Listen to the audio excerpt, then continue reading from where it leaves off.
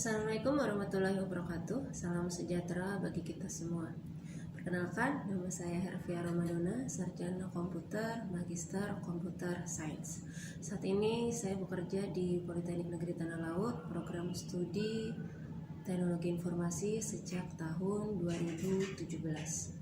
Dalam kesempatan ini, izinkan saya untuk memaparkan pernyataan diri dosen dalam rangka unjuk kerja Tridharma Perguruan Tinggi atau PDD UKT-PT sebagai salah satu syarat untuk mengikuti sertifikasi dosen pada tahun 2023. Dalam proses pembelajaran, saya menerapkan konsep DIA, Delivery, Interaction, dan Assessment, di mana pada proses delivery saya menjabarkan tentang deskripsi mata kuliah, capaian pembelajaran, materi pembelajaran, dan metode pembelajaran. Sedangkan untuk interaction, saya memberikan strategi pembelajaran yang interaktif antara dosen dan mahasiswa guna menumbuhkan kenyamanan suasana akademik pada saat proses pembelajaran. Untuk asesmen, saya selalu menyampaikan kepada mahasiswa tentang sistem penilaian mata kuliah. Yang terakhir, saya akan menayangkan video rekaman salah satu mata kuliah yang saya ampuh, yaitu Basis Data 2 secara daring. Salah satu mata kuliah yang saya ampuh adalah mata kuliah Basis Data 2, di mana mata kuliah ini merupakan mata kuliah lanjutan dari Basis Data 1 yang membahas tentang bahasa-bahasa basis data, penggunaan bahasa SQL untuk mendefinisikan dan memodifikasi data, join, dan lain-lain. Semua akan terangkum pada Basic SQL, Intermediate SQL, dan Advanced SQL. Basis Data 2 merupakan mata kuliah yang sangat penting bagi program studi teknologi informasi, dengan harapan lulusan dari program studi memiliki pengetahuan yang baik mengenai bahasa SQL dan dapat menerapkannya pada pembangunan perangkat lunak sebagai database administrator. Proses pembelajaran mata kuliah Basis Data 2 ini mempunyai 3 SKS yang disajikan dalam bentuk 1 SKS teori dan 2 SKS-nya praktikum. Adapun capaian pembelajaran mata kuliah pada Basis Data 2 mendukung pencapaian visi dan misi pada program studi teknologi informasi. Adapun capaian lulusan program studi yang dibebankan pada mata kuliah ini yaitu menguasai metodologi pengembangan sistem, yaitu perencanaan, desain, penerapan, pengujian, dan pemeliharaan sistem. Yang kedua, menguasai konsep-konsep yang berkaitan dengan manajemen informasi, termasuk menyusun pemodelan dan abstraksi data. Sedangkan yang ketiga yaitu menguasai metodologi pengembangan sistem, yaitu perencanaan, desain, penerapan, pengujian, dan pemeliharaan sistem. Sedangkan yang terakhir, yang keempat, mahasiswa diminta mampu untuk menerapkan konsep-konsep yang berkaitan dengan manajemen informasi, termasuk menyusun pemodelan dan abstraksi data. Guna tercapainya capaian lulusan program studi tersebut, maka capaian mata kuliah Basis Data 2 adalah mahasiswa dapat membangun rancangan basis data serta mampu mengimplementasikan query SQL dari hasil pemecahan masalah basis data berdasarkan kasus yang diberikan baik secara mandiri maupun kerjasama tim. Adapun bahan kajian materi pada mata kuliah Basis Data 2 ini yaitu antara lain pendahuluan, kemudian ada tentang pengantar SQL, modifikasi database, fungsi agregat, set operation, multiple operation, subquery bersarang, join, view, kemudian ada ordering, grouping, having, fungsi dan prosedur, trigger, ranking, kemudian database terintegrasi, dan yang terakhir tentang manajemen transaksi. Setiap bahan kajian materi memiliki KTP masing-masing, di mana salah satu contoh di sini pada pertemuan kedua pengantar SQL, KTP-nya yaitu mahasiswa dapat menggunakan DDL atau Data Definition Language dan DML, Data Modification Language, dalam bentuk query SQL untuk membangun database dan mengelola tabel-tabel master. Pustaka yang saya gunakan dalam proses pembelajaran mata kuliah Basis Data 2 yaitu saya menggunakan 2 buku, dari bukunya Selberstadt pada tahun 2011 tentang database sistem konsep edisi ke-6 dan buku dari El Masri dan Navate pada tahun 2011 juga tentang Fundamental Database System. Sistem metode pembelajaran yang saya gunakan pada mata kuliah basis data 2 saat ini saya gunakan secara online menggunakan Zoom ataupun Google Meet. Kemudian materi-materi saya kirimkan ke Google Classroom dan juga melalui aplikasi Sipadu, di mana pada aplikasi tersebut mahasiswa dapat memantau nilai masing-masing. Sistem metode pembelajaran pada mata kuliah basis data 2 saat sebelum COVID, pembelajaran dilakukan secara offline di kelas dan di ruang praktikum. Kemudian semua materi bahan ajar, baik itu modul, akan saya bagikan di Google Classroom. Namun setelah COVID, kelas pembelajaran dilakukan secara online, baik itu melalui Zoom atau Google Meet. Sedangkan bahan ajar, modul tetap saya akan bagikan melalui Google Classroom. Selain itu, untuk presensi dan nilai, mahasiswa dapat memantau melalui aplikasi yang sudah disiapkan di Politeknik Negeri Tanah Laut, yaitu Sipadu. Sedangkan metode pembelajaran yang saya gunakan, terdapat 6 metode pembelajaran, yaitu Project Based Learning, kemudian Cooperative Learning, Forum Diskusi, penyampaian materi dalam bentuk presentasi, pemberian tugas secara tim ataupun individu, dan penyediaan bahan kuliah dalam bentuk bahan ajar serta tugas besar. Untuk interaksi antara dosen dan mahasiswa saya lakukan yaitu antara lain melakukan presensi, kemudian saya menjabarkan atau menyampaikan feedback dari pengajaran, serta memberikan kesempatan bertanya pada saat waktu kuliah. Selain itu, saya juga memberikan waktu diskusi di luar jam kerja, bisa melalui grup WhatsApp yang sudah saya siapkan ataupun menemui saya secara langsung di luar jam kuliah. Untuk sistem penilaian, karena vokasi, jadi praktikum, persentase praktikum lebih banyak dari persentase teori, di mana 66,67% ini adalah persentase praktikum dan 33,30% ini adalah persentase untuk penilaian teori. Dalam penilaian teori ini terbagi menjadi 4, yaitu sikap dengan persentase 10% yang terdiri dari kehadiran dan keaktifan dari mahasiswa, kemudian tugas teori sebesar 30%, ujian tengah semester 30%, dan ujian akhir semester 30%. Berbeda dengan praktikum, hanya memiliki 3 penilaian, yaitu nilai kerja, laporan, dan ujian praktikum, di mana nilai kerja memiliki bobot yang lebih besar, yaitu 60%, kemudian laporan 10%, dan ujian praktikum itu 30%. Untuk mendukung sistem penilaian, kami sudah mempersiapkan rubrik penilaian yang terbagi menjadi 4, yaitu sikap, nilai kerja, rubrik penilaian laporan, dan juga ujian praktikum, di mana penilaian sikap menggunakan teknik observasi yang terbagi menjadi 2, yaitu menilai dari kehadiran serta keaktifan. Jika mahasiswa hadir maka mendapatkan 1 poin, tapi namun jika mahasiswa tersebut tidak hadir maka mendapatkan 0 poin. Skor dari kehadiran adalah akumulasi dari nilai hadir. Kemudian keaktifan ini terbagi menjadi 5, yaitu jika mahasiswa itu tenang, memperhatikan, solutif, aktif berdiskusi dan bekerja sama, maka mendapatkan poin 90-100. Sedangkan jika mahasiswa hanya tenang dan memperhatikan serta bertanya, mahasiswa mendapatkan penilaian 80-89. Sedangkan jika mahasiswa tersebut hanya tenang dan memperhatikan, maka poin keaktifan dari mahasiswa tersebut mendapatkan rentang dari 70-79. Untuk yang keempat, yaitu jika mahasiswa tersebut tenang namun tidak memperhatikan, maka mahasiswa mendapatkan poin 60-69.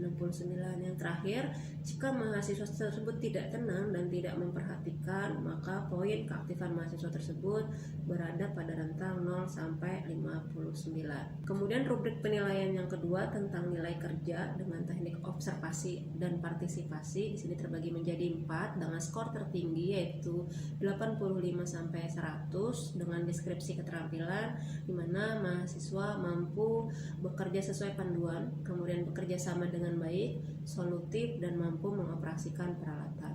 Untuk skor yang kedua yaitu berada pada rentang 80-84 dengan deskripsi keterampilan hanya ada dua, yaitu mahasiswa mampu bekerja sesuai panduan dan bekerja sama dengan baik. Sedangkan pada skor yang ketiga yaitu 70-79 dengan deskripsi keterampilan mahasiswa hanya mampu bekerja dan kurang mampu bekerja sama. Untuk skor dengan rentang 0 sampai 69 yaitu deskripsi keterampilan mahasiswa hanya tidak mampu bekerja sesuai panduan, tidak mampu bekerja sama dan membuat keributan. Sedangkan untuk rubrik penilaian laporan dengan teknik tertulis, angka skor tertinggi berada pada 85 sampai 100 dengan deskripsi keterampilan mahasiswa mampu membuat laporan dengan struktur yang lengkap, rapi, pembahasan detail, kemudian pustaka terbaru dan relate dengan isi praktikum. Sedangkan skor 80 sampai 84 mahasiswa mampu membuat laporan dengan struktur lengkap, rapi dan pembahasan sesuai dengan hasil praktikum. Sedangkan skor 70 sampai 79 mahasiswa hanya mampu membuat struktur laporan yang lengkap tanpa ada atau tidak sesuai dengan hasil praktikum. Sedangkan skor yang paling terendah yaitu 0 sampai 69 di mana mahasiswa tidak mengumpul atau tidak membuat laporan dan terlambat dalam pengumpulannya. Kemudian rubrik yang terakhir tentang ujian praktikum dengan teknik unjuk kerja di sini terbagi menjadi 4, yaitu dengan skor tertinggi di 85 sampai 100 dengan deskripsi keterampilan di mana mahasiswa mampu atau tepat dalam menuliskan query pada program dan juga keberhasilan program yang dibuat untuk menjawab permasalahan. Sedangkan skor yang kedua itu berada pada nilai 75 sampai 84 di mana mahasiswa tepat penulisan query namun belum menjawab permasalahan. Sedangkan pada skor yang ketiga itu berada pada 60 sampai 74 terdapat minor kesalahan penulisan query dan terdapat kesalahan penggunaan algoritma untuk pemecahan masalah. Untuk skor yang paling rendah terakhir yaitu 0 sampai 59 dengan deskripsi keterampilan di mana mahasiswa terdapat banyak kesalahan pada saat penulisan query dan ketidakpahaman tentang algoritma. Kira-kira begitu sistem penilaian dan rubrik penilaian dari mata kuliah basis data 2. Selanjutnya saya akan menayangkan video rekaman proses pembelajaran mata kuliah basis data 2 pada semester genap tahun ajaran 2022-2023. Selamat menyaksikan. Assalamualaikum warahmatullahi wabarakatuh. Waalaikumsalam warahmatullahi wabarakatuh. Salam sejahtera untuk kita semua, teman-teman semester genap kelas B ya ini ya. Jadi untuk perkuliahan di basis data 2 ini bahan kajian pengantar SQL sendiri di mana nanti kalian mahasiswa wajib dapat menggunakan DDL dan DML dalam bentuk query SQL untuk membangun database dan mengelola tabel-tabel master. Untuk materi yang pertama, hari ini materi kita tidak banyak, khusus untuk DDL sama DML. Terdapat 3. Yang pertama kita harus mengetahui struktur dasar SQL sendiri, kemudian struktur dasar SQL tentang DDL-nya, dan yang ketiga itu struktur dasar SQL tentang DML-nya. Jadi yang pertama, untuk struktur dasar SQL sendiri, itu ada 5 query yang memang paling dasar. Masing-masing query ini mempunyai kegunaan, yaitu kalau show database seperti yang terlihat pada layar masing-masing, kegunaan dari show database itu adalah menampilkan list database yang pernah kita buat. Sedangkan show table itu nanti kita akan menampilkan list semua tabel dalam satu database gitu. Semua tabel dalam satu database. Sedangkan untuk use database ini digunakan untuk masuk ke database tertentu sehingga kita mampu dan kita bisa memodifikasi database tersebut. Mau menambah tabel kah, atau merubah tabel, atau menambah atributnya. Gitu itu. Kalau belum kita pakai use database, kita tidak akan bisa memodifikasi database yang kita pilih. Itu yang ketiga. Kemudian kalau yang keempat, query select itu menampilkan data dari atribut-atribut pada suatu tabel. Sedangkan table ini adalah deskripsi atau describe. Jadi dia akan mendeskripsikan struktur dari tabel. Kemudian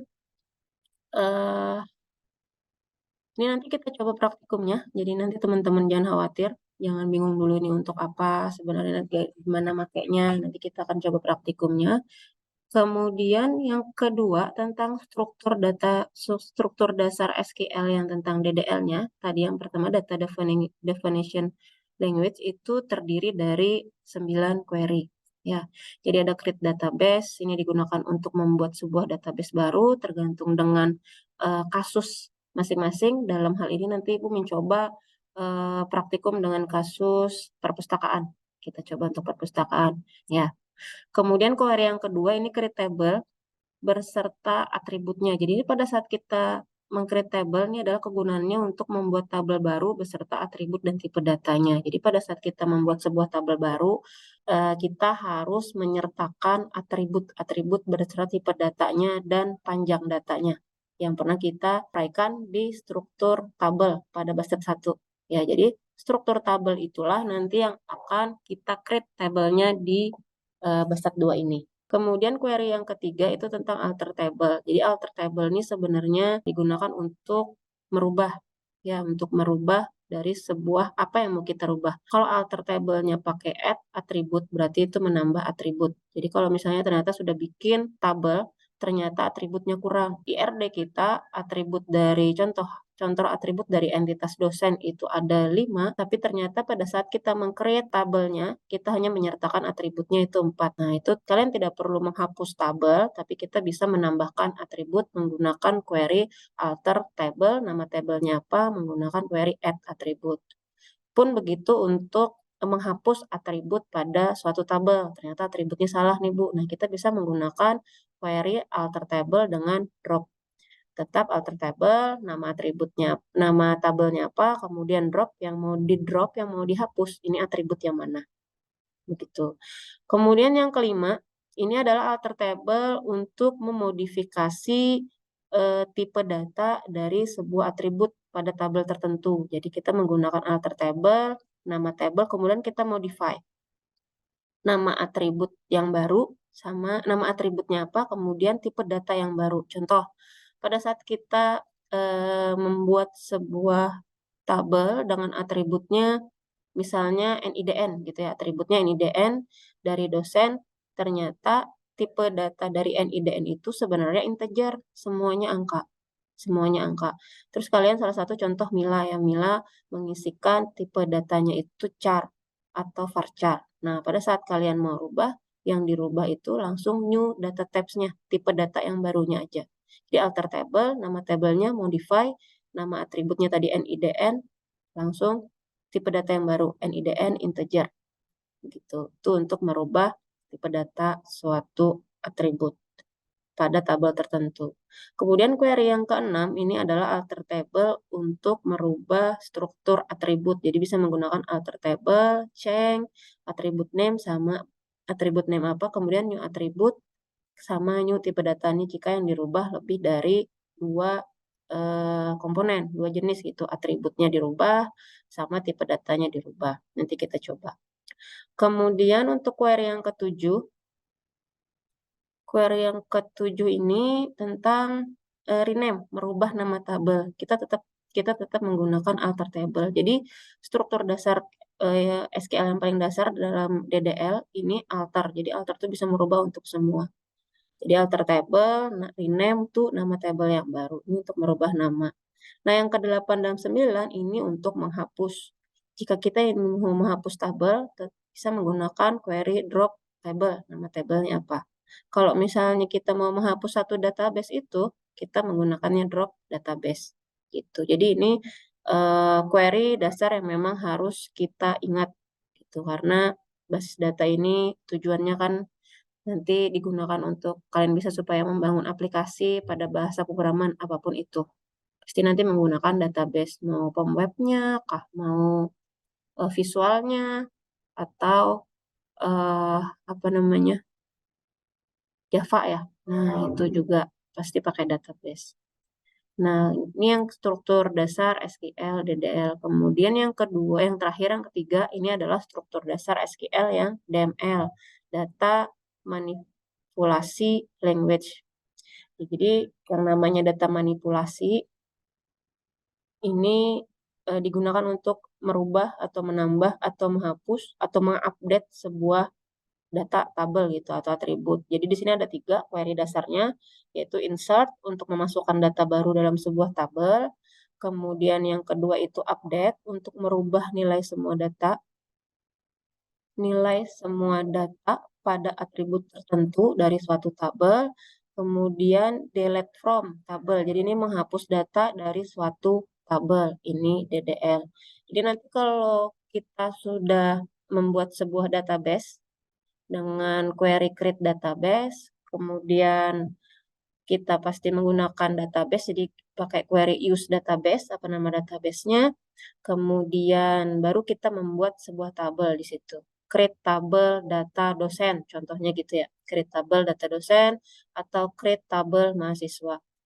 Ya, jadi kita sudah membuat wadahnya kalau sudah membuat sebuah tabel, tapi kita belum ngisi datanya. Kita mau mengisi data-data dari dosen ataupun data dari mahasiswa, kita menggunakan query insert into tabel namanya apa, kemudian atributnya apa, dan value. Ini insert into value lah biasanya. Insert into value, jangan lupa nama atributnya apa. Sesuaikan sama struktur tabel tadi tuh. Ada berapa atribut pada tabel, disitulah diisi untuk insert into value. Ini struktur dasarnya DML. Ya, kira-kira sampai sini sudah bisa dipahami sebelum kita praktikum. Nah, mungkin ada yang ditanyakan? Saya.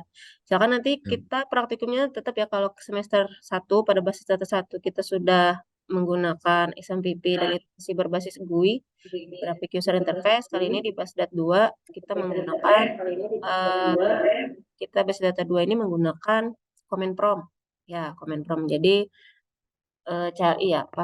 command line interface. Jadi kita tidak bermain di GUI lagi, tapi kita bermainnya di command line interface.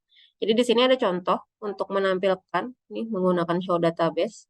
Pada saat kita gunakan show database, jadi semua database pada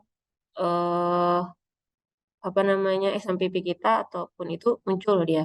Jadi apapun yang sudah pernah bikin, database yang sudah pernah kita buat, dia muncul di sini. Ini show database. Jadi operasi ini digunakan untuk menampilkan daftar database yang sudah ada. Kemudian ini operasi dasar SQL, use database.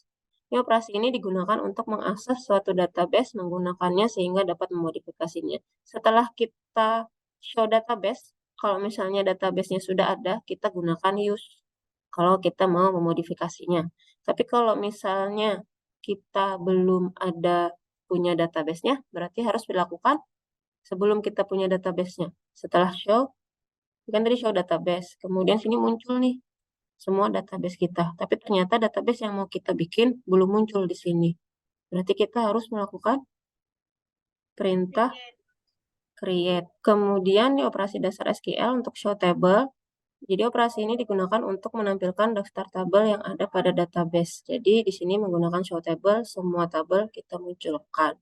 Semua tabel pada database perpustakaan itu akan muncul gitu. Kemudian yang operasi dasar SQL selanjutnya ini ada select. Jadi select ini operasi yang digunakan untuk menampilkan isi dari suatu tabel. Jadi kita dapat menampilkan semua isi atau beberapa atribut saja. Nah, ini nanti yang bisa kita pilih. Ya, ini operasi dasar yang selanjutnya ada deskripsi. Ini menampilkan struktur dari suatu tabel. Jadi deskripsi buku. Jadi di sini ada salah satu tabel pada perpustakaan namanya tabel buku.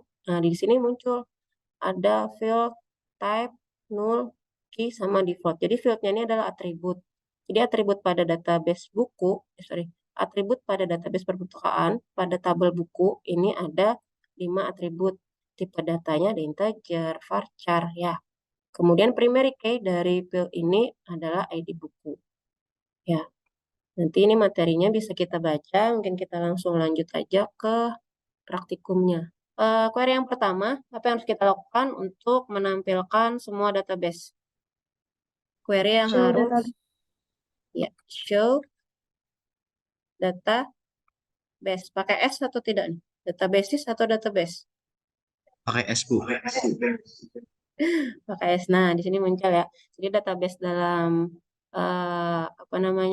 folder saya sendiri tuh masih belum banyak. Di sini ada perpustakaan. Nah, sama si Padu. Tapi di sini sesuai dengan modul kita, si Ibu akan menjelaskan tentang database perpustakaan. Ya, di sini ada database perpustakaan. Karena kita mau memodifikasi database perpustakaan, maka kita menggunakan query use. Nah, untuk menampilkan semua tabel yang terdapat pada perpustakaan, query apa yang digunakan? Description, Bu. Description atau show? Kalau menampilkan Show database, table. show table begini. Oh iya, tadi pakai bahasa Indonesia ya. Gak mau dia. Pakai S Nah, ini. Tambah ya, S, Bu. dia pakai bahasa Indonesia nggak mau dia ya. Nah, di sini muncul sudah semua nama tabel yang ada di perpustakaan. Terus kita mau apa tadi itu? Yang deskrip tadi untuk digunakan untuk apa, Andre? Deskrip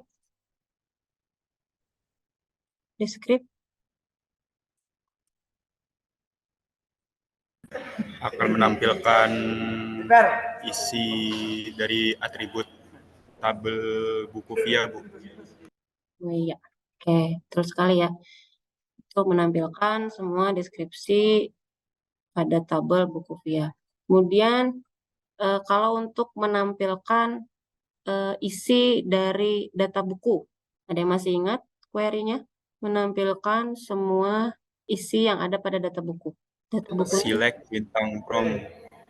select Bintang from. bintang from nama tabelnya. Ya.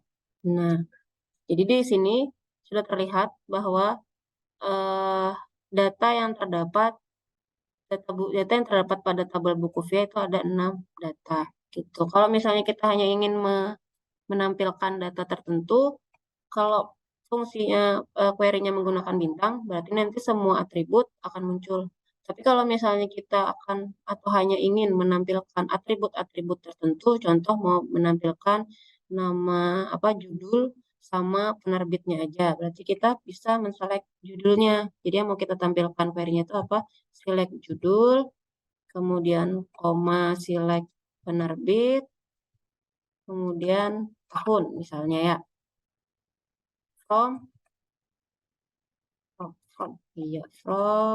buku VIA. Oke.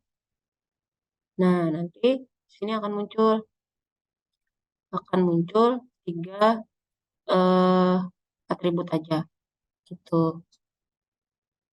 Kemudian kalau kita ingin menghapus salah satu atribut, nah ini kan ada atributnya ID penerbit misalnya gitu. Kalau kita ingin menghapus atribut ID penerbit, kita bisa menggunakan fork. Ya, kalau misalnya kita ingin menambah isinya, kita bisa menggunakan insert gitu. Ya, sampai sini bisa dipahami untuk pengantar SQL tentang DDL sama DML-nya. Terakhir untuk sanggup nanti malam, seperti biasa, jadi silakan kalian buat tabel-tabel yang berhubungan dengan studi kasus kalian menggunakan DDL dan DML-nya. Jadi nanti bikin tabelnya, kemudian kalian coba untuk insert ya sesuai dengan di materi, insert tabelnya, kemudian menampilkan data yang sudah kita insert tadi tuh menggunakan select. Ya, sesuai dengan studi kasus yang sudah kalian miliki per kelompok kemarin, kan sudah dibagi minggu lalu ya. Nah, kemudian nanti hasilnya dikumpulkan dalam bentuk laporan dan dikumpulnya di Classroom. Nanti akan Ibu buka kantongnya di Classroom hari ini. Kemudian kesimpulan dari pertemuan 2 ini yaitu struktur dasar SQL terdiri dari DDL sama DML, di mana DDL itu digunakan untuk menentukan struktur skema database. Adapun query dasar dari DDL sendiri adalah create, alter, kemudian rename, sama drop. Nah, sedangkan DML sendiri itu adalah perintah SQL yang digunakan untuk memanipulasi database dalam skema yang dibuat oleh DDL. Ya, jadi query dari DML itu adalah insert, update, sama delete. Mungkin itu yang bisa Ibu sampaikan untuk pertemuan kedua ini. Terima kasih atas hadirannya. Tetap semangat, kerjakan tugasnya per kelompok, tetap solid dalam tim. Ibu akhiri, mohon maaf. Bila itu walhidayah. Wassalamualaikum warahmatullahi wabarakatuh.